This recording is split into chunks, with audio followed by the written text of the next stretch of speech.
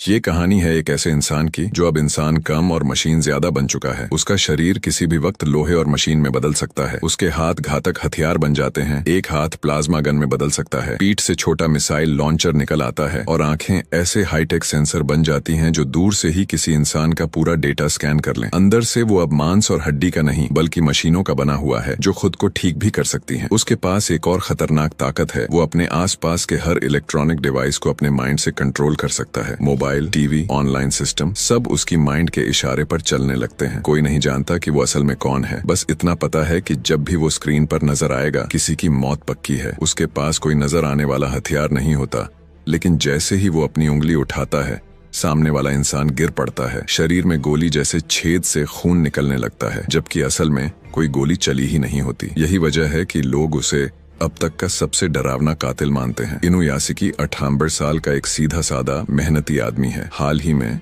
उसने अपने परिवार के साथ लोन पर एक नया घर लिया है, लेकिन घर छोटा और अंधेरा से भरा हुआ है, जिससे उसकी पत्नी और बच्चे खुश नहीं हैं। इनुयासुकी जितना हो सके अपने परिवार का ख्याल रखता है, लेकिन फिर भी घर वाले उसे नाकारा समझते हैं। ऑफिस में भी उसकी हालत अच्छी नहीं है। बॉस अक्सर सबके सामने डांट देता है क्योंकि उसके काम में गलतियां होती रहती हैं। कई बार की गलतियों के बाद बॉस ने उसे नौकरी से निकाल दिया। नौकरी जाने के बाद उसके सामने सबसे बड़ा सवाल था, घर का लोन कैसे भरेगा। लेकिन इससे भी बुरी खबर अभी बाकी थी। उसी दिन डॉक्टर ने रिपोर्ट देखकर बताया कि उसे कैंसर है और बीमारी पूरे शरीर में फैल चुकी है। उसके पास बस 3 महीने का वक्त बचा है। टूट चुके इनुयासुकी ने अपनी बेटी को फोन किया, लेकिन उसने कॉल नहीं उठाया। पत्नी ने भी फोन नहीं उठाया। घर लौटते वक्त उसने देखा कि कुछ गुंडे एक लड़के को लूट रहे हैं, लेकिन वो चुपचाप आगे बढ़ गया। रास्ते में बेटी मिल गई। उसने उसे कायर और कमजोर कह दिया। घर पहुंचकर वो अपनी बीमारी बताना चाहता था, लेकिन बेटी ने बीच में ही रोक दिया। उसने साफ कहा कि वो स्कूल की पेरेंट टीचर मीटिंग में ना आए, क्योंकि दोस्तों को लगता है कि वो उसके पापा नहीं बल्कि दादा हैं। ये सुनकर इनुयासुकी का दिल टूट गया। वो बरामदे में चुपचाप बैठा था, तभी एक कुत्ता घर में आ गया। उसके गले में एक चिट्ठी बंधी थी जिस पर लिखा था, अगर ये कुत्ता मिले तो इसे अपना लो, इसका नाम हानाको है। इनुयासुकी ने उसे रखने का सोचा, लेकिन पत्नी ने मना कर दिया। मजबूरी में वो कुत्ते को पार्क में छोड़ने चला गया, लेकिन हानाको उसका पीछा करता रहा। तभी उसे एहसास हुआ कि इस वक्त उसकी जिंदगी में सिर्फ ये एक साथी है जो सच में उसकी परवाह करता है। पास ही हीरो नाम का एक लड़का बैठा था जो जिंदगी से तंग आ चुका था, क्योंकि रोज स्कूल जाते वक्त गुंडे उसका पैसा छीन लेते थे और वो कुछ कर नहीं पाता था। हीरो की जिंदगी भी इनुयासुकी से कम खराब नहीं थी। घर पर उसकी माँ गंभीर बीमारी से जूझ रही थी और पिता की पहले ही मौत हो चुकी थी। अब उसकी माँ ने दूसरी शादी कर ली थी और एक नया परिवार बना लिया था। एक दिन इनुयासुकी और हीरो दोनों अपने अपने हाल में परेशान थे। तभी आसमान में अचानक एक तेज रोशनी की किरण दिखाई दी, जिसने उनका ध्यान खींच लिया। वो देख ही रहे थे कि अचानक कोई चीज आकर जमीन पर गिरी और दोनों बेहोश हो गए। बेहोशी में उन्हें बस कुछ धुंधली परछाइयां गुजरती हुई नजर आईं। अगली सुबह इनुयासुकी उठा तो न हीरो कहीं था, न वो रहस्यमयी लोग। अजीब बात ये थी कि अब उसे बिना चश्मे के बिल्कुल साफ दिख रहा था। उसने इस पर ज्यादा ध्यान नहीं दिया और घर लौट आया। घर पहुंचा तो पत्नी ने ठंडे लहजे में पूछा, कल रात तुम नशे में स्टेशन पर सो गए थे क्या? इनुयासुकी सच बताना चाहता था कि वो नौकरी से निकाला जा चुका है, लेकिन हिम्मत नहीं जुटा पाया और चुप रह गया। नाश्ते की टेबल पर सब खा रहे थे, लेकिन उसे भूख नहीं थी। उसने बस सूप पी लिया, लेकिन उसका भी स्वाद अजीब लग रहा था। उसे बस प्यास लग रही थी तो वो बहुत सारा पानी पी गया। कमरे में लौटकर अचानक उसके हाथ से सफेद धुआं निकला। उसने जल्दी से अपनी शर्ट उतारी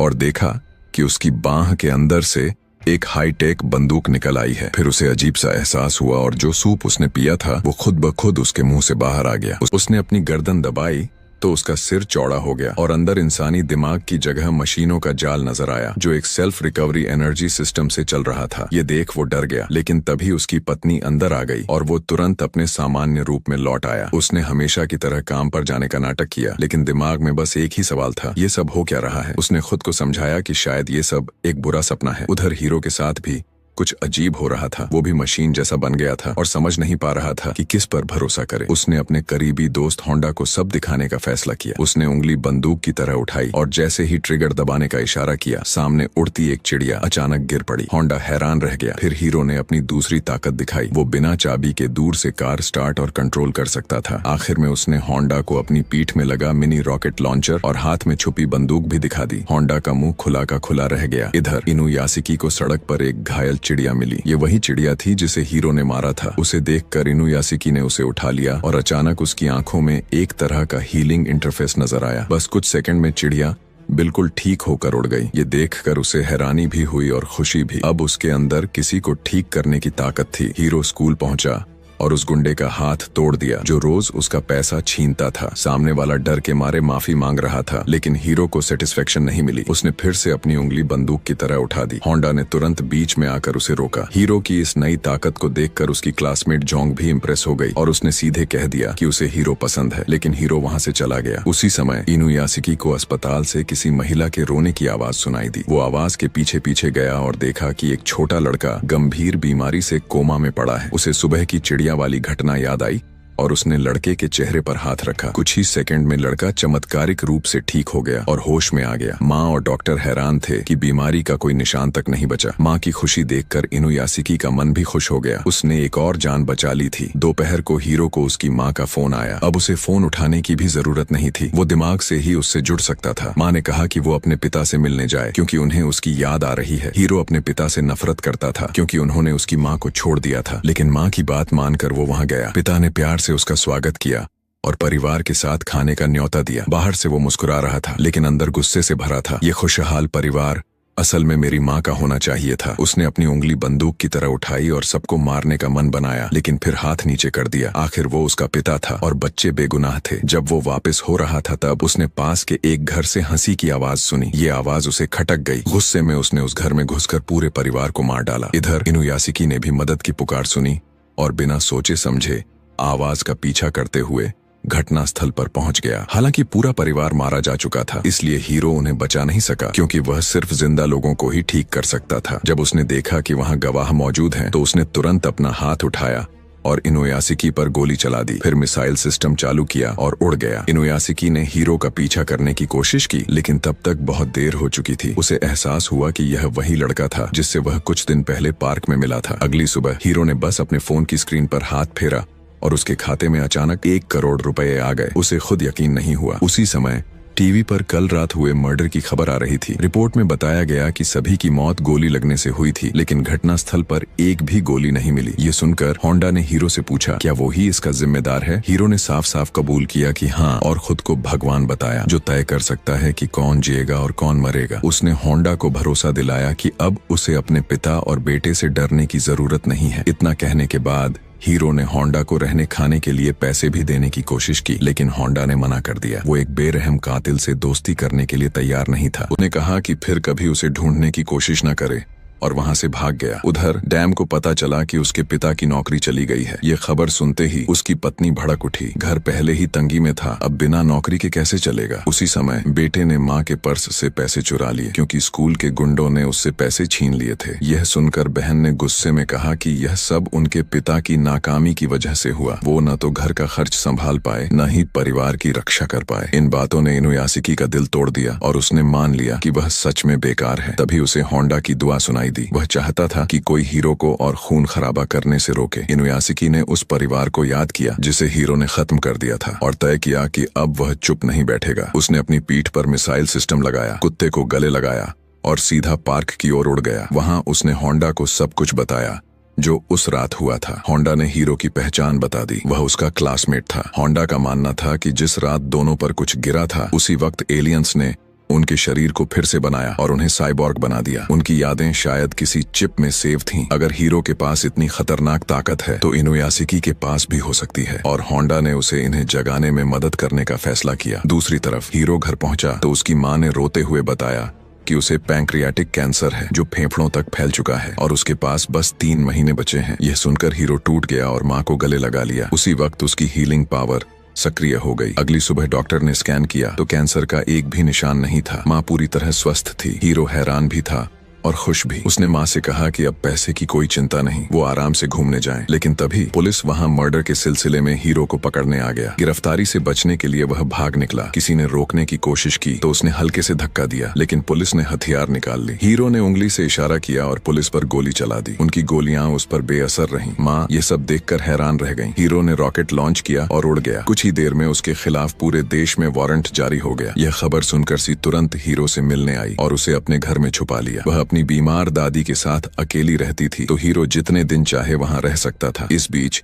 इनुयासिकी ने होंडा के साथ ट्रेनिंग शुरू कर दी। शुरुआत में वो टिन के कैन को भी हिला नहीं पा रहा था, लेकिन होंडा ने उसे फोकस करने और पूरी ताकत उंगली में डालकर फायर करने की सलाह दी। धीरे धीरे उसकी ताकत इतनी बढ़ी कि कैन फट गया। हालांकि ताकत लगाने के बाद उसे बहुत प्यास लगती थी। होंडा ने अंदाजा लगाया कि पानी ही उसकी ऊर्जा का स्रोत है, लेकिन एक दिन कंपनी का पानी पीने के बाद इनुयासिकी बेचैन हो गया और गलती से होंडा पर गोली चला दी। पता चला कि पानी में नाची नमक था और यही उसका कमजोर बिंदु था। उधर हीरो टीवी पर देख रहा था कि लोग उसकी माँ को दोषी ठहरा रहे हैं कि उन्होंने ऐसे निर्दयी बेटे को पाला। माँ माफी मांगते मांगते थक गईं, लेकिन किसी ने नहीं सुना। आखिरकार माँ ने आत्महत्या कर ली। यह सुनकर हीरो टूट गया। वो जानता था कि उसकी वजह से ही माँ को यह सब झेलना पड़ा, लेकिन इंटरनेट पर लोगों ने उनकी मौत पर भी जश्न मनाया, कहते हुए कि ऐसे बेटे को जन्म देने वाली का यही अंजाम होना चाहिए। इससे हीरो के अंदर गुस्सा और बढ़ गया। माँ अब इस दुनिया में नहीं थी, लेकिन लोगों ने मौत के बाद भी उसके बारे में गंदी बातें करने की हिम्मत की। हीरो के अंदर का गुस्सा फट पड़ा। उसने दिमागी तरंगों से इंटरनेट में हैक किया और एक एक कर उन लोगों को वीडियो कॉल किया जिन्होंने उसकी माँ का अपमान किया था। स्क्रीन पर उंगली उठाते ही उसने उन्हें गोली मार दी, अपने घर बैठे ही। ये ताकत वाकई डरावनी थी। वो कहीं भी बैठे किसी को भी मार सकता था। अगली सुबह टीवी पर खबर आई, कई लोग गोली लगने से मारे गए, लेकिन किसी को भी गोली का खोल नहीं मिला। पुलिस को यकीन हो गया कि ये वही कातिल है जिसने पहले भी पूरे परिवार का सफाया किया था। उस रात सी ने नोटिस किया कि हीरो सो नहीं रहा था। अब हीरो ने छुपाने की जरूरत नहीं समझी और कबूल कर लिया कि ये हत्याएं उसी ने की हैं। उसने अपनी बाह में छिपी बंदूक भी दिखा दी, लेकिन सी ने कोई डर नहीं दिखाया। वो चुपचाप खड़ी रही। हीरो ने उसे गले लगाया और आसमान में उड़ गया, मानो परखना चाहता हो कि सच में उससे नहीं डरती। लेकिन सी ने सिर्फ इतना कहा, मुझे डर है कि तुम मुझे छोड़ दोगे। यह सुनकर हीरो को महसूस हुआ कि सी उसे ईमानदारी से जुड़ी हुई है। उसने वादा किया कि वो उसे कभी नहीं छोड़ेगा और उसे घर वापस ले आया। थोड़ी देर बाद सी पानी पीने किचन गई, लेकिन तभी एक स्पेशल टास्क फोर्स घर में घुस आई और गोलीबारी शुरू कर दी। हीरो तुरंत सी को बचाने के लिए दौड़ा और गोलियों की बौछार के बीच पूरी फोर्स को मार डाला, लेकिन 2 गोलियां सी को लगीं और वो वहीं मर गई। उसकी बूढ़ी दादी भी मारी गई। गोलियां थमने की आवाज सुनकर बाहर खड़ा कमांडर समझा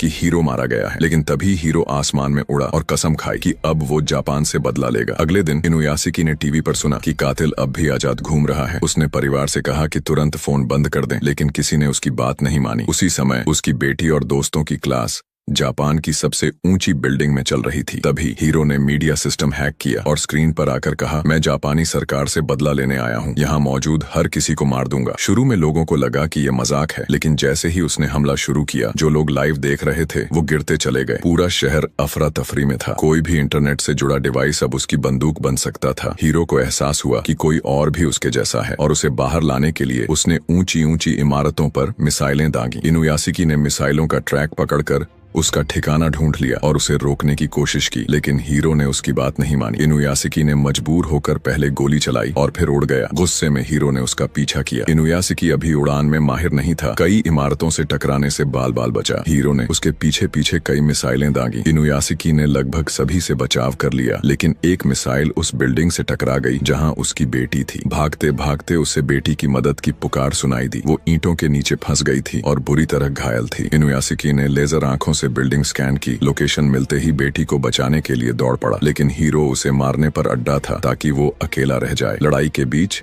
एक गोली इनुयासिकी को दूर जा फेंकती है। तभी एक हेलीकॉप्टर मौके पर पहुंचता है। रिपोर्टर लाइव कवरेज कर रहा था। इनुयासिकी ने लोगों को बचाने की कोशिश की, लेकिन हीरो ने हेलीकॉप्टर को बिल्डिंग से टकरा दिया। रिपोर्टर वहीं मारा गया। आखिर में सिर्फ 2 लोग जिंदा बचे। इनुयासिकी ने उसे समझाने की कोशिश की, रुक जाओ, ये सब बंद कर दो, लेकिन हीरो बोला, तुम इन इंसानों की इतनी परवाह क्यों करते हो? उन्होंने तुम्हें दिया ही क्या है? हम दोनों अब एक जैसे हैं। वो नीच लोग नहीं। इनुयासिकी के पास कोई जवाब नहीं था। थोड़ी देर लड़ाई के बाद इनुयासिकी थक गया और पानी पीने लगा। उसने चालाकी से अपनी बोतल में छेद कर दिया और खारे पानी की एक दूसरी बोतल निकाली। हीरो ने बिना सोचे समझे वो पानी पी लिया और खुद को ऊर्जा से भरा हुआ महसूस किया, लेकिन उसे पता नहीं था कि ये उसकी कमजोरी है। हीरो पूरी ताकत से इनुयासिकी का पीछा कर रहा था, उसे मारने के इरादे से। अपनी जान बचाने के लिए इनुयासिकी सीधा वायुमंडल पार करके अंतरिक्ष तक उड़ गया, लेकिन हीरो ने आखिरकार उसे पकड़ ही लिया। जब वह इनुयासिकी को खत्म करने ही वाला था, तभी उसके शरीर में तेज दर्द उठा। ये उसी खारे पानी का असर था जो कुछ देर पहले उसे पीना पड़ा था। मौका देखते ही इनुयासिकी ने तुरंत अपना हथियार एक्टिवेट किया और हीरो पर गोली चला दी। गोली लगते ही कई बैलिस्टिक मिसाइलें धरती पर गिर पड़ी, जिससे उसे अपनी बेटी को बचाने का वक्त मिल गया। वो तुरंत बिल्डिंग में पहुंचा